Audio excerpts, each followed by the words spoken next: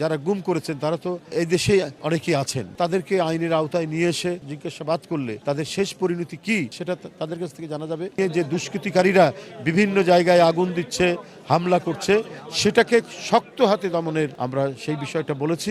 শক্ত পদক্ষেপ নিয়ে তার এই কাজগুলো তিনি সমাধান করবেন। 16-17 বছর ধরে যেটা চলেছে, সরকারি বিভৎস নির্যাতন, ফ্যাসিবাদী আক্রমণ, নানা কিছু মানে সহ্য করে আমাদের নেতাকর্মীরা ইয়েতে কি বলা যে এটা ভোগ করেছেন এবং আজকে আমরা কিছুটা মুক্ত নিঃশ্বাস নিতে পারছি।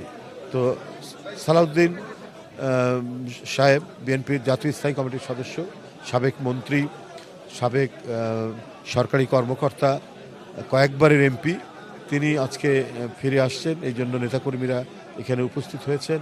তিনিও আজকে এক ধরনের বন্দি দশা থেকে আজকে নিজ দেশের আলো হাওয়ার মধ্যে তিনি আজকে ফিরে আসবেন। আমরা আশা করছি এই পরিবর্তিত পরিস্থিতিতে ডক্টর মোহাম্মদ ইউনূসের নেতৃত্বে যে অন্তর্বর্তীকালীন সরকার, সেই সরকার এসব বিষয়ে গুরুতর তারা পদক্ষেপ গ্রহণ করবেন এবং গুম হয়ে নিরুদ্দেশ হয়ে গেছে, সেটা যারা গুম করেছেন তারা তো এই দেশে অনেকেই আছেন বলে আমি মনে করি। তাদেরকে আইনের আওতায় নিয়ে এসে তাদেরকে জিজ্ঞাসাবাদ করলে তাদের শেষ পরিণতি কি অবস্থায় আছে বা কি হয়েছে সেটা তাদের কাছ থেকে জানা যাবে। গতকাল ডক্টর মোহাম্মদ ইউনূস বলেছেন যে মানে অ্যাকশন শুরু করলে আপনাদের সমর্থন লাগবে। তো আমি কিছুক্ষণ আগে ঢাকা মেডিকেল কলেজ হাসপাতালে আহত রোগীদের দেখতে গিয়েছিলাম, সেখানে বলেছি যে তার মতো একজন গুণী মানুষ আজকে অন্তর্বর্তী যে সরকার, সেই সরকারের তিনি প্রধান।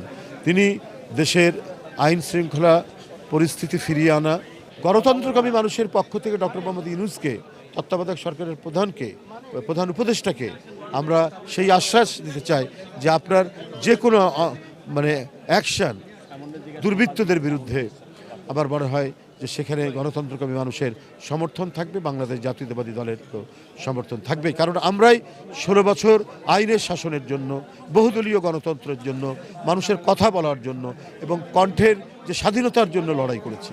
আর যারা গুম হয়েছেন, যারা বিচার বহির্ভূত হত্যার শিকার হয়েছেন, তারা তো এই সমস্ত যে প্রত্যয়গুলোর কথা বললাম, আইনের শাসন, বহুদলীয় গণতন্ত্র, তারা তো এই জন্যই আজকে বড় নির্যাতনের শিকার হয়ে আমাদের কাছ থেকে আজকে হারিয়ে গেছেন। খামেরা তো দাগ হয় কিভাবে? এই যে ভাবি, দাগও যাবে রাগও যাবে, নিন চাকা সুপার হোয়াইট।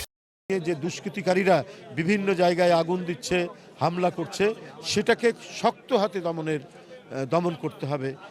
সেই বিষয়টা আমরা প্রধান উপদেষ্টা ডক্টর মোহাম্মদ ইউনূস সাহেবকে আমরা সেই বিষয়টা বলেছি যে উনি শক্ত পদক্ষেপ নিয়ে তার এই কাজগুলো তিনি সমাধান করবেন।